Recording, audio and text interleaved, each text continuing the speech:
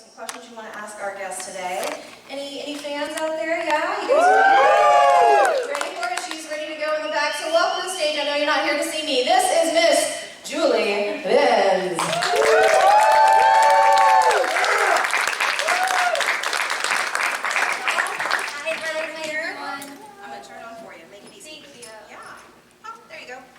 So who partied all last night at that party last night? Were you there? Did you catch a couple drinks? No, I walked through it and I had to leave. A little too crazy for you? It was. I flew in. I had just flown in, so okay. it was a lot. It was a lot. We are a lot. Yes. There's nothing wrong with that. We like excess and lots of it. That's incredible. It seemed like fun. It seemed like spring break. Yeah, it's kind of like that for us this year, especially because we moved the event to the summer when it's usually earlier in the year, so we've been waiting a little while for this one. For the heat. For the heat. Summerween, Camp Spooky. Did you ever go to camp when you were younger? No, I never went to camp. So you survived. I did, yeah. It was probably like the thing that I most regret is I was a competitive figure skater growing up. Right. And so I was always training for ice skating, so I never did sleepaway camp. And now my nieces and nephews are going to sleepaway camp, and I get so excited for them. And I ask them like 50,000 questions about camp, and they're just like, Aunt Julie, didn't you go to camp? I'm like, I never went. There's a really good documentary called Sleepaway Camp, if you ever want to watch it. It'll keep you awake from it forever. So you started off competitive ice skating. That's such a different term than what we know you for. Yes. I was 3 years old. And my parents, baby skates. My parents, there was an ice rink at the mall, and this is actually an interesting little tidbit of information for you horror fans. The mall that I grew up in with the ice skating rink was where they shot the Dawn of the Dead movies. Right. Pittsburgh, all of those. So that skating rink that's featured in those films, that's where I was spending my life.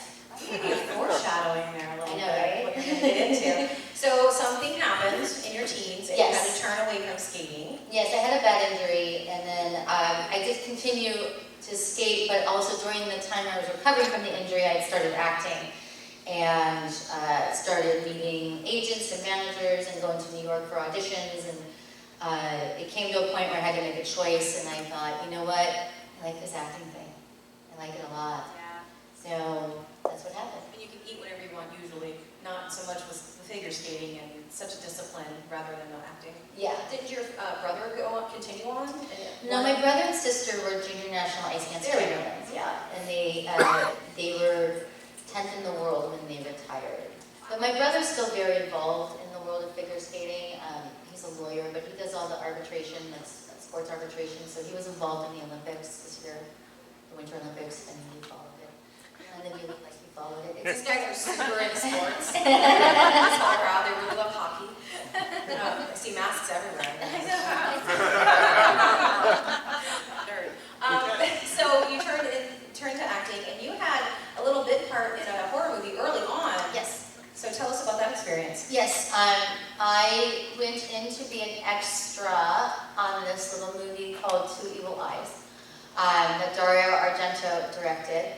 And they were taking two Edgar Allan Poe stories and putting them together. So it was George Romero and Dario Argento. I was going to be an extra in the Dario Argento part. And Dario saw me sitting there in the waiting room, and he pulled me and my mother into a room, and he doesn't speak much English. He has a very thick Italian accent.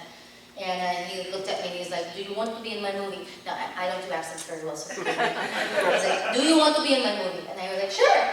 And he's like, no. Do you want to be in my movie? And I said, yes, I want to be in your movie. And he goes, okay, now walk. And I was like, okay. So I walked across the room, and he goes, okay, now walk back. And I walked back, and he goes, all right, you're going to be in my movie. You're going to play Betty. And I was like, okay, I'm playing an extra named Betty, right? So I went home with my mom. We didn't think anything of it, and all of a sudden, like, the agent called and was like, you have a speaking role in this movie. You're not an extra. You actually got it. He didn't even ask you to talk. No.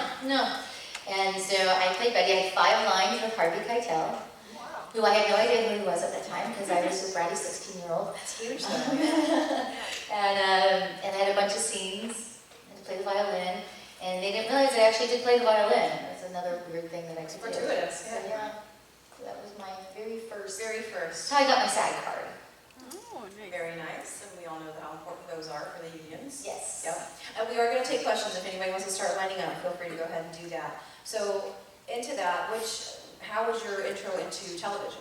How did you get into episodic stuff? Well, I know you filmed something here I at a local did. studio that I know very well. I did when I was 19. So I went to NYU, and my first month at NYU, I booked a TV pilot. And it was a show called Hi Honey, I'm Home. And we shot here at Nickelodeon. No, because I'm so old. You guys, No, I just turned. this is the crowd that knows that, because I'm pretty much the median age of anybody out here. You guys remember when they did filming at Universal Studios and they had like the live studio audiences come in? They remember. Okay, so it was just we only did one season though. Yeah. And it was called Hi Honey, I'm Home. It was a co-production deal between ABC and Nick at Night. And it was like a sitcom, and we played this like sitcom family from the 1950s who was taken off the air, and we were moved to New Jersey under the sitcom relocation program. So we were living, I know, it was quite a great idea, but we were living as like these 1950s sitcom characters in modern day life. And so then when life got too hard, we had this little remote that we could hit and turn life from color back into black and white. And then we would have all these old stars come on as guest stars, like Grandpa Munster,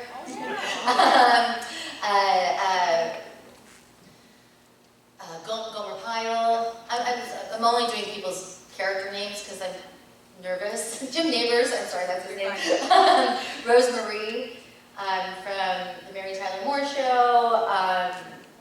Dobie Gillis, I forget his real name, he came on. So we had all these like great guest stars that came on. And then the boy next door was a big fan of our show, and he was the only one who knew what was going on. Oh, so he was in on it. He was in on it. Okay. Yeah, So the other side of that, I used to do tours at Nickelodeon, so we would be upstairs looking down over you guys when you were filming. Oh, awesome. So it's kind of weird to have the tables turn and meet somebody who's down the soundstage. Yeah, it was fun. Did you know that there were people up there watching you guys the whole time? I think so. I think I remember that we knew. Did you guys ever go on the tour out there? Yeah. You could see down on the soundstage. It was really neat to be able to see those celebrities come through. And it was kind of a cool influx for Florida, because we miss out on a lot of filming opportunities because of Atlanta being so close and the tax breaks that people get in other places. So having We missed out in LA too, don't worry. California, nobody comes anything in California. Everything's in Georgia. So we're really excited anytime that we get something here in local, we can say it was filmed here, which is something else that you've done. We all know you very well from when you filmed Dexter. Yes. We would come here, we came here season 1 to Miami, and we filmed, like we were here for like a month, and we filmed a bunch of different scenes from like the first 7 or 8 episodes.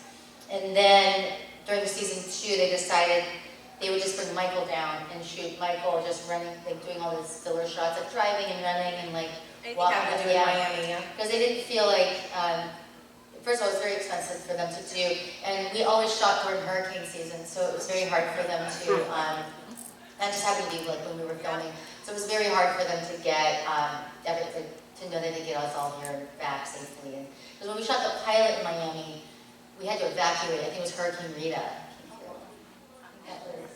Yeah. And we had to evacuate. So that's why we didn't film. The original plan was to film the series in Miami, but we couldn't get insurance to do it because of the hurricanes. We're getting a big insurance problem now for homeowners too, so it's always a problem. Yeah, it wasn't just you guys, I promise. Yeah. So when you went for the audition, didn't you originally audition for Deb? Yes, yeah. Well, the two difference? I auditioned for both. Yeah. So they were seeing me for both Deb and Rita, and I really thought I was Deb. With that mouth? Really? No, I wanted to be. Really? I wanted to be. Yeah. I wanted to swear so bad on camera. I have a bit of a trucker's mouth. I'm sorry. Like naturally, I swear a lot in person. In real life. So go see your other table. No. She'll tell you to fuck off. Yeah. But I really wanted. I just wanted to do that. So I spent all this time working so hard on the Deb audition. Like I changed the way I walked and the way I talked, and like they really like spent like hours and hours and hours and hours and hours working on the material. And for Rita, I just read it. Like I just didn't do anything. So I also thought like, oh, I'm not going to get Rita. Like I'm going to get Deb because I'm doing all this work. It was an important lesson for me to learn as an actress, because most of the time in television, you get the role that you can play like in your sleep. even like a role that like you're meant to play, that even on your worst day of your entire life, you can play the role. And that's Rita for me. So you think there's some Rita in you as well? Of course, Yeah. of course. Yeah. I think that she's just my natural, you know, when I finally got to meet Jim Manos, the show creator, when I finally met him, I literally walked in the room and he looked at me and he was like, "You're our Rita." And I was like, no, Fucking not. no fucking way. I'm fucking dead. Watch this. And he was like, "No, you're Rita. You're everything we imagined Rita to be." And I was like, okay. Like, I'll take it. But honestly, now that you've done it, can you even imagine it? No, I could never imagine playing Deb. I don't know what I must have been like. Actors get delusional sometimes. I was very delusional, thinking I could play her. So when you were cast, you said you were a big Michael C. Hall fan already. Yes. So how is it walking into something like that? You're gonna have such an intimate time with him, already being such a big fan. Yeah, well, first of all, my cell phone ring was the 6 Feet Under theme song, so I had to change that right away. I did. This stalker chick. I had to change it right away. But yeah, it was, I was a huge fan, but I hadn't met him socially prior, so I was able to kind of function. I knew I could function. Right. But I did know I had to change the cell phone ring, and because it was like, I'd be mortified. I did during the pilot, we all went out in Miami, and I kept buying everybody tequila shots, and except I didn't take any for myself. And so the next day we all went to rehearsal and everyone was hungover except for me. And it was, I guess, kind of a shitty thing to do. It's just I just wasn't drinking tequila. That's just how you feel like, yeah. Yeah, so I didn't think of it that way, but they were all kind of like, "Dude, like, you're not even hungover?" And I'm like, "No, I had water all night." I was just buying me drinks. So that was your introduction to everyone. Yeah. Did they ever hold it against you? No, I think they forgave me. It was a funny story, but yeah. It's definitely an icebreaker. Yeah. Okay, our first question. Hi, what's your name? Hi, I'm Ben. Nice to meet you. My question is kind of related to your career in the late 90s and early 2000s, because at the time, you know, growing up, one of the first things I ever saw you in was Jawbreaker, Yes.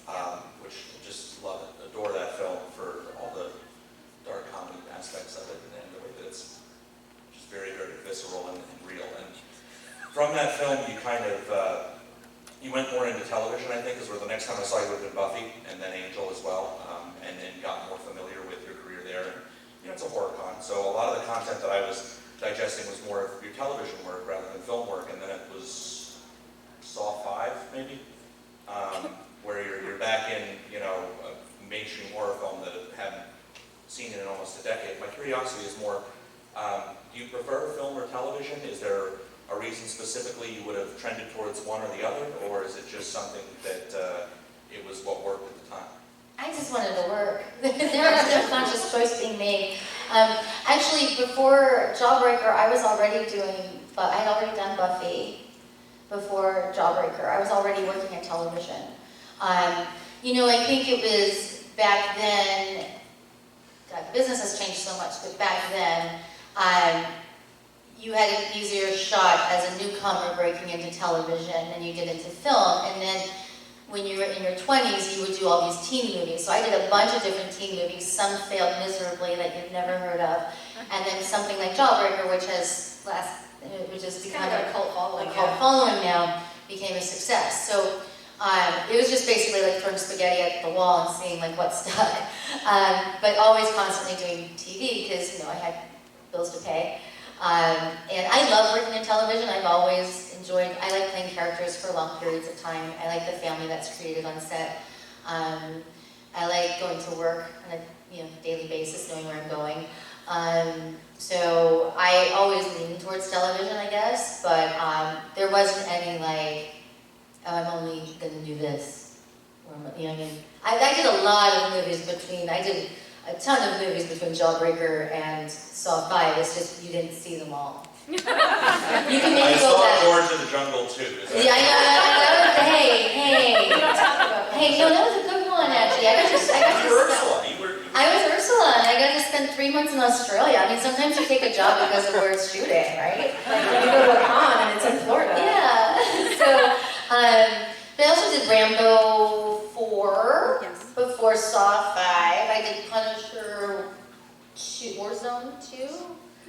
these numbers, I can't keep them straight. I did Boondock Saints 3. Looking at my notes, yeah. I did a bunch of movies that you probably didn't see, a bunch of movies for Lifetime, a bunch of Hallmark movies. Yeah, we love our Hallmark movies. I pretty much took everything that I was offered or auditioned for and got. Like, that's pretty much how my career has gone. Is it like you want to keep working, or is it a paycheck? It's always a mix of both. I mean, it is how I make my living, you know, so I do have to work to make. But there's definitely things you turn down. Not a lot. Okay. Not a lot, to be honest. And the stuff I've turned down is obvious reasons why I would turn it down. So, but no, I love working. Like, I love being an actor. I love being on set. So it's not always about the money, but because I've done jobs where I did this little tiny film called Circle. I don't know if any of you saw Circle.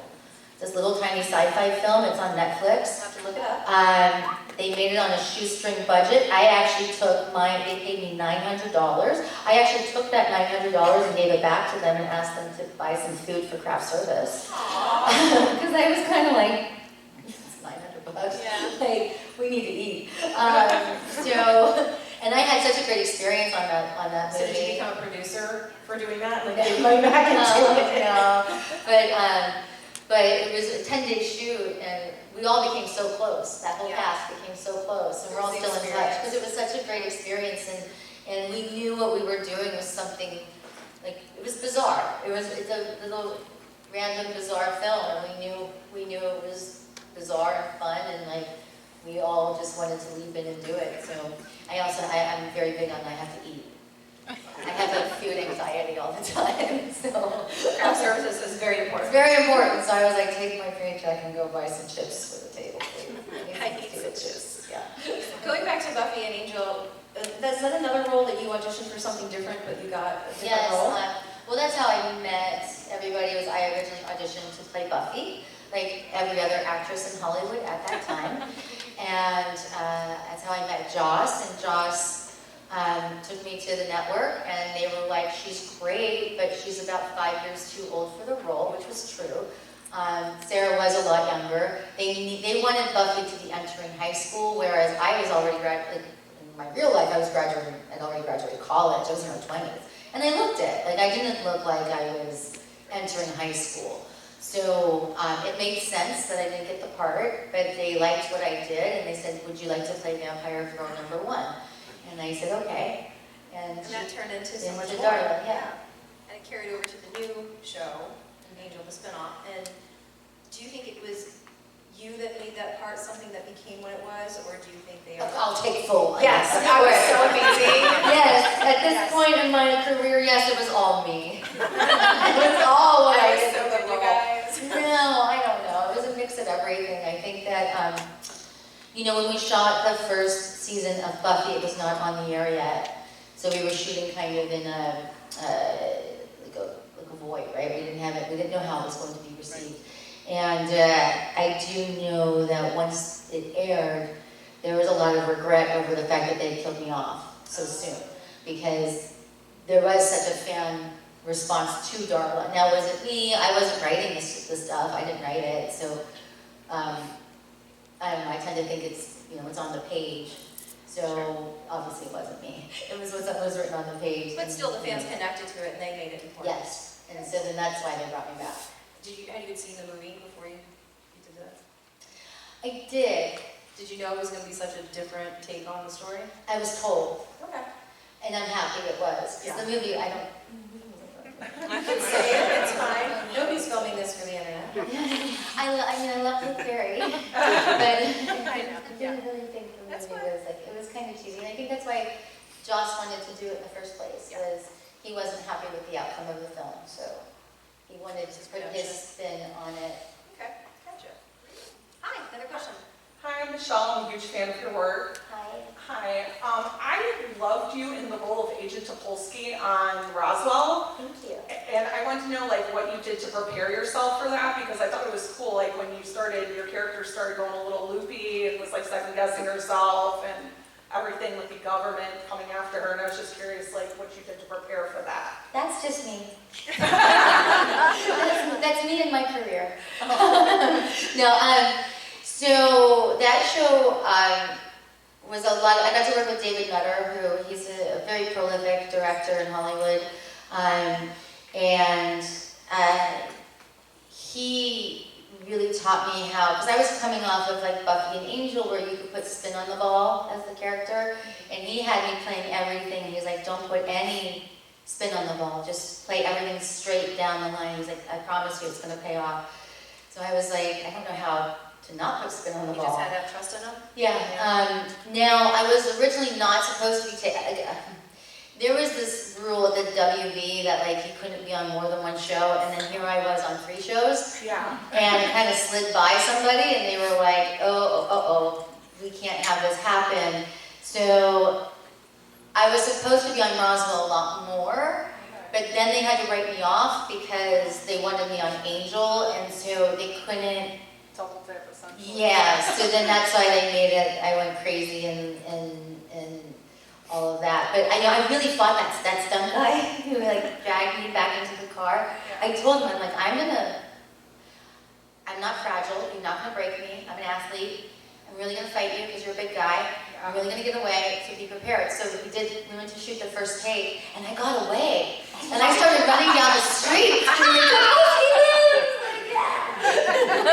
and Jonathan Frakes was directing it, and he was like, run! That was awesome. Because I told the guy, I was like, don't handle me like I'm precious. I'm not. I'm scrappy. So, and he just didn't think, he was like, you won't get away. And I was like, oh, okay. That's all I did. Did you come back and say, I told you? I know. I was like, he was like, wow, you're strong. I'm like, I know, I told you, I warned you. Did you really get into your stunts when you have to do something along those lines? I do. I'm actually, I always get terrified right before, and I can never do it in rehearsal. But when the camera's rolling, I guess it's the adrenaline takes over. And then my own kind of competitiveness, and then the athleticism that I was raised with, and I can do stuff. Do you think it's like a fight or flight response that you just have naturally? Totally. Yeah. Totally. So you mentioned earlier Rambo, and that Sylvester Stallone was actually a fan of yours. Yes. And asked you to do the film because of that. Yes. And the conditions were not optimal during the filming of that movie. No, we were shooting in the jungles of Thailand for 3 months. Thank God you couldn't smell us on camera because we smelled terrible. I mean, it was every day I'd go back to the hotel and I'd have to take like a bath and a shower and then another bath and another shower just to get all the dirt because we were like in the middle of the jungle. But he had a condition where he was like, it makes for a richer film if it's your face hitting the dirt, right? And so they had a stunt double there for me, and she was always ready to go, but I made a deal with him. I would try every stunt once, and then if I got scared, then she could step in, Heidi could step in and do it. And there were a couple times where one time in particular, I had a complete meltdown and freaked out. Tapped out? Yeah, it was, I don't know if you've seen the movie, but there's a scene where I get taken by these Burmese guards, and I came up with this idea that it would be awesome if they drowned me in the rice paddy water and then pulled me up. You asked for it. I did, and I learned a very important lesson. So I said, have them push me under, pull me up, push me under, pull me up, push me under one more time, and then drag me out. I thought it was brilliant. He's like, I'm a tough girl, I can do this. And I'm in a movie with all men, so like I was really trying to compete. Yeah. And so we go to film it, and they just keep the cameras running. So we do one take, and it's okay, I'm fine. We do another, we're literally just keep rolling, we're not cutting, we're just like going back, going back, going back. The third time, I fucking went into full panic attack mode, was punching and screaming and kicking these poor actors, like, had a major meltdown. They pulled me out, I couldn't stop crying, I was hyperventilating, I went into like complete shock. And Stallone came over after they calmed me down and like, I got some rest, and he's like, don't ever suggest anything that you can't do. And I was like, you know, you're right, because I'm terrified of water. Terrified. I don't swim. Terrified. But here I was thinking I could do this in a movie. Did it make it into the movie? It did. They actually used the scene where I was like punching the guys. So it made for a good film. It made for a great film. That was my idea. I did that. Yeah. But there were quite a few stunts. There was like one where there was one we couldn't rehearse because they had to run. I was being chased and I had to run, and then this building had to explode as I was running through it. And they couldn't explode the building for rehearsal, so they just said, just keep running. If your hair catches on fire, and as a woman, you hear hair catch on fire, you're like, fuck. They're like, just keep running. They had two stunt guys dressed up in fireman gear with hoses, and that's who I had to run towards. Was the insurance company there? You're in Thailand. And they're like, just keep running to them, and if they'll hose you down if you catch on fire. And I was like, okay. So I go to start the stunt. We go to start the scene, and I'm way up on the hill behind a tree, and my makeup artist comes to, I don't know why he was powdering my face. But I was literally shaking and crying. Like I was so scared. And I was like, I'm so scared, I'm terrified. And I was like, don't tell anybody, I'm so scared. And then all of a sudden you hear action. And I've never run so fast in my entire life. I'm a fast runner, and I ran faster than I normally run. I bolted down the mountain and through the building, and it exploded, and you hear me go,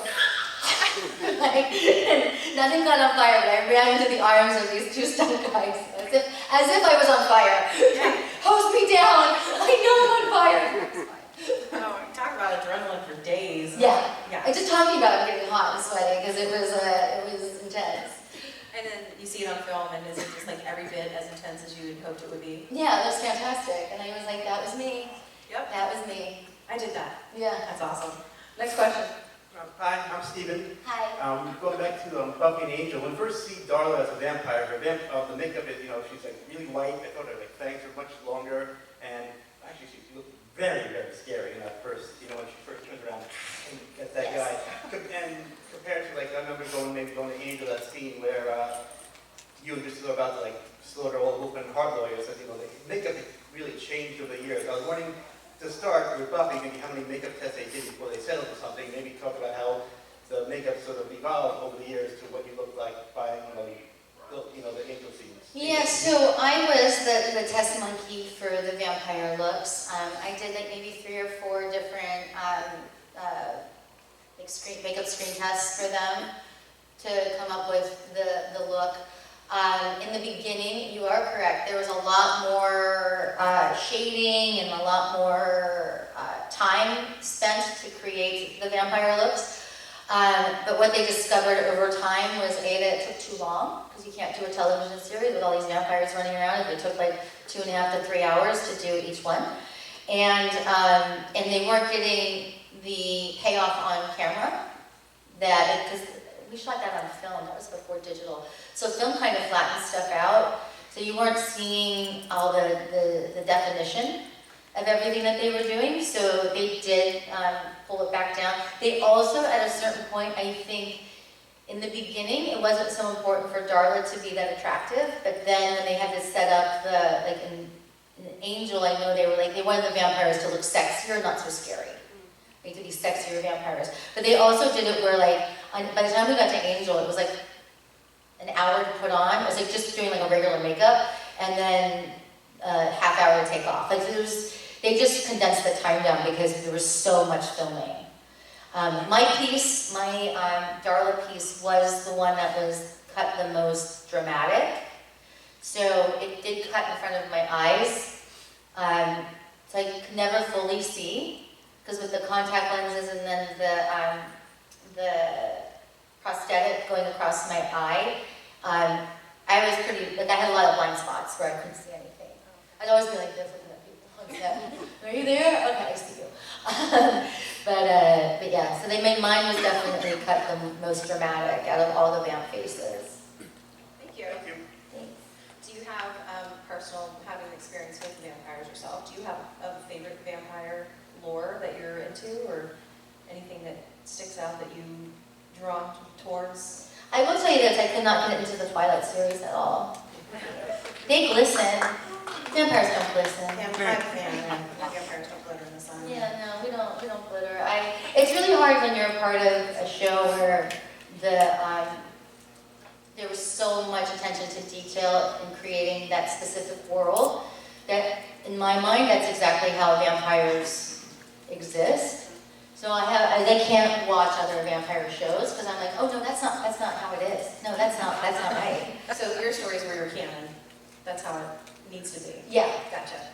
You said before that you kind of get really into your roles and really into the stunts and stuff like that, and you had a hard time with Saw because it was so much for you. Can you speak a little bit about that? Yeah, so, I mean, that movie is just it affects you. Series. It affects you on a psychological level. I mean, I saw the first one, and it really fucked me up. Sorry, there goes my dirty mouth.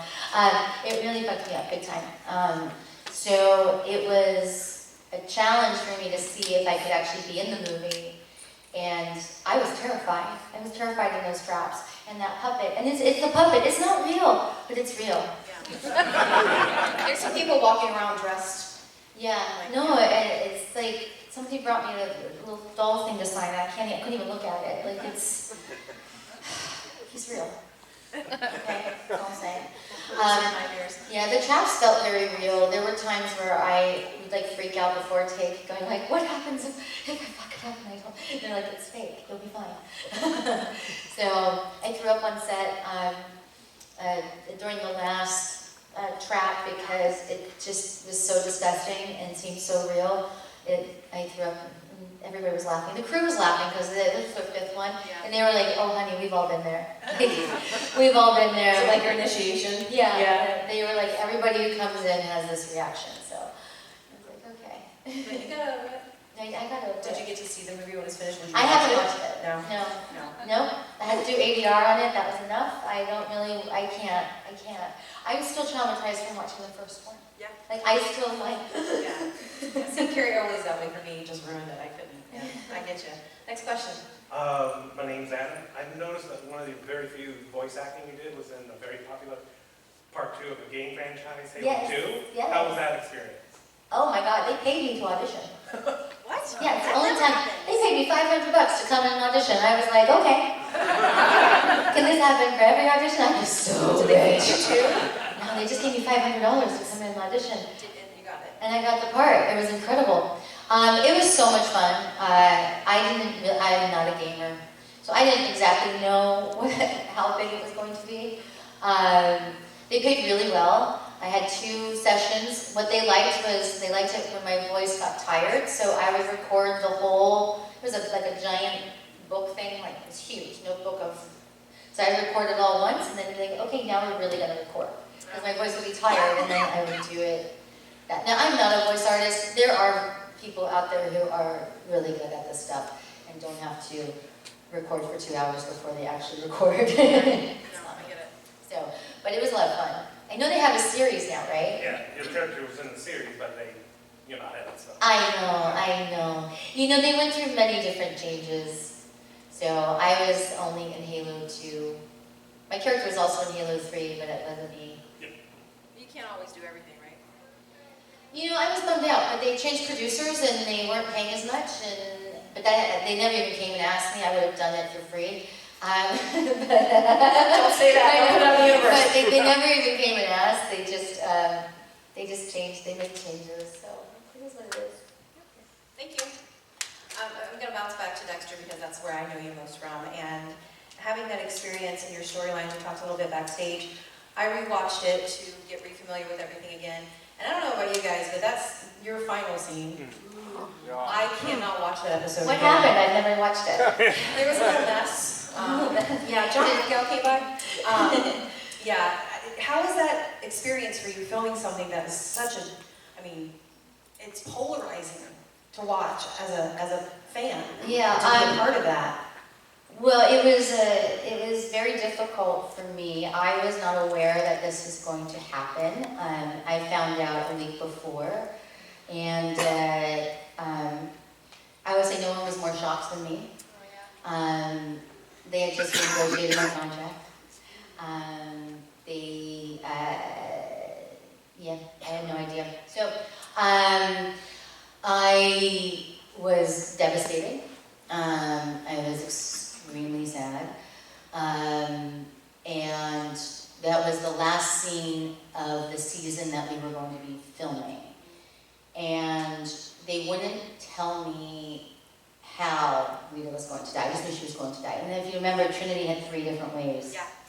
So the mother usually got pushed off the building, and then there was the girl in the tub, and then I forget, there was a guy.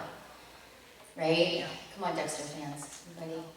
It's been a while for me. I'm trying to remember. I just remember yours was so graphic. So I thought I was going to get pushed off a building because I was a mother.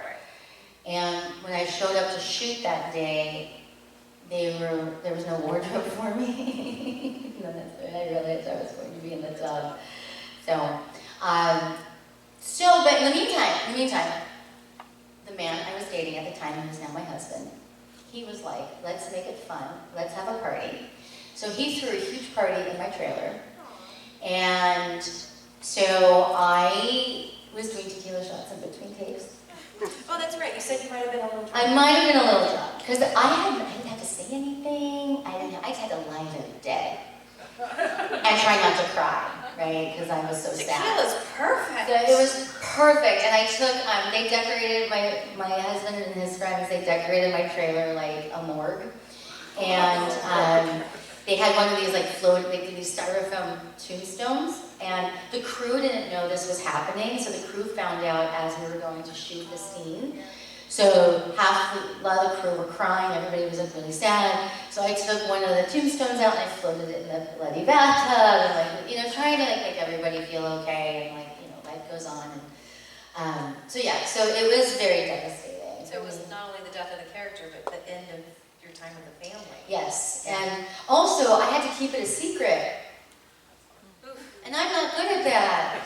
Especially with tequila. Exactly. But then you said your husband, who's your boyfriend at the time, he won't let you have a bloody chair in your house? Okay, so there was an artist who did a line of furniture for Dexter. Like they were selling it. It was like a chair. It was a white chair. It was like her dress. That rings to go.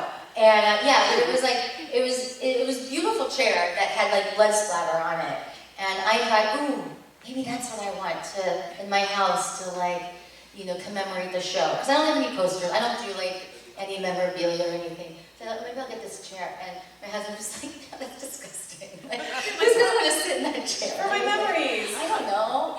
So he nixed that. So yeah. I just love that you have that sense of humor about it. Next question. Hi James, hi Julie. It's his birthday. That's Mike. Happy Thank you birthday! very much. I'd like to ask you 2 questions. One simple one. Do you still get to ice skate now? Since it was such a big part of your He's a big past? skater. I don't. I'd like to go. I'm too old now to do it. But I really want to go roller skating. Roller skating is making a comeback. It is huge. There are skate clubs all over. I know, and Orlando. they just opened Sunset Boulevard, this outdoor roller rink for the summer. So guess who's gonna get all dressed up and get some skates and go and roller skate? Me. But And take pictures. yeah, I will. I love you on Instagram. No, I don't ice skate. I do follow it. Obviously, I watch the Olympics. Nobody else did. I do still follow it, but yeah. Okay, and then the last thing is, do you have a favorite role that you've done? Second part, do you have a dream role that you still want to do? Okay, favorite role is asking somebody if they have a favorite child. Yeah. Right? It's really hard to say yes. I will say one of my most cherished experiences was when I did 6 episodes of Desperate Housewives. I was such a huge fan of the show. I had seen every episode.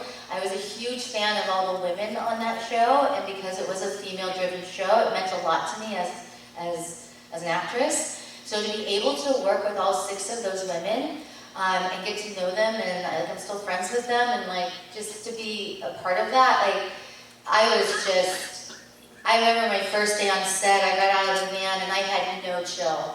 No chill. I ran up and down the street going oh my God, there's Grace's house, and that's where Susan lives, and and Terry Hatcher was just looking at me are you for real? And she was and then they said it's so refreshing, because I had just come off Dexter, so they were it's so refreshing to have somebody like you come on our show who's the biggest fan. And I was I was so excited to be there. Probably it brought just- a new energy to them too. Yeah, it just meant a lot to me to be able to be a part of something that I had been a fan of for so long. So Makes sense. yeah. And then what was the other? Oh, dream role.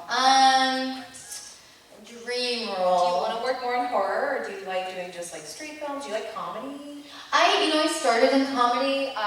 People forget I'm funny. I'm funny. I hate saying that. No, I'm funny, I promise. I'm funny. I'm funny. Good. Sorry. But yeah, I would love to do comedies. I got in this business wanting to do romantic comedies. Like I wanted Like to. Hallmark movies? No, like Meg Ryan movies. Oh, okay. Like So you wanna be Julia a Roberts. sweetheart. Okay. And that never happened. So maybe in my senior years, the older I get, maybe when I'm 65, I'll be in a romantic comedy. Maybe somebody will see you skating and be like, that's a breath of fresh air right there. Right. You never know, right place, right time. Thanks, Mike. We're going to wrap things up, so if you have anything coming out that we can look forward to, or anything you want to promote or let us know about? You know what? I spent this past year, I was working on 911 Lone Star. I had a really fun character that I got to play on there.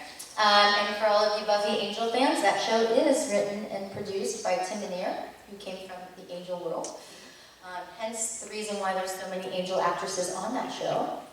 Because you got Gina Torres, you got Amy Acker, you got myself. There's always all Buffy Angel people popping up and guest stars and stuff. So watch it for the characters and people that you're fans of. And then I've just been a little bit on vacation. Nothing else, but follow me on Instagram. I always post about where I'm going to be. And your Instagram is? Julie Benz MFT. And no, that does not stand for Marriage Family Therapist. Motherfucking tyrant! I like that. Welcome! I think Julie Benz something, folks. I will tell you, it does stand for my favorite things. And there's a reason. So when I first got on Instagram, there is another Julie Benz in the world. There's a couple of them, actually. And I didn't feel like I could say, hey, that's my name. I own that name, right? So I didn't take it. I didn't reach out. I just thought, what could I do to make my name different? So I went with Julie Benz, and then MFT stands for my favorite things. Meaning, I want to, show pictures of things that I like in my life. That makes sense. Right? Except now everybody thinks it's Marriage Family Therapist. And people do DM me questions about relationships. I try to answer them. Murder fun time! I mean, there's something. I like motherfucking tyrant. You're welcome. All right, folks, we're going to take a sneaky selfie today. So we're going to stand right here, Miss. I'm sweaty, you guys. I was My nervous. butt is sweating. I know, right? It's these lights. We're going to get everybody to come to the front of the stage. We're going to turn around this way. So, Okay. is Charlotte here, or is Ralph going to take it? I promise. We take terrible pictures all the time. We're going to put those lights now you down. can- Now you can see everybody. Thank you. There you go. Ralph's going to take a picture. Oh my god, I'm so sweaty. Sorry, guys. Selfie on. I know I'm too. It's a moist day. It's hot up here. Air it out. You're welcome. All for you. All right, ready? Time to do Turn it. around. All the hands in the background, hands up. Go 1, 2, 3. More. Oh, wait.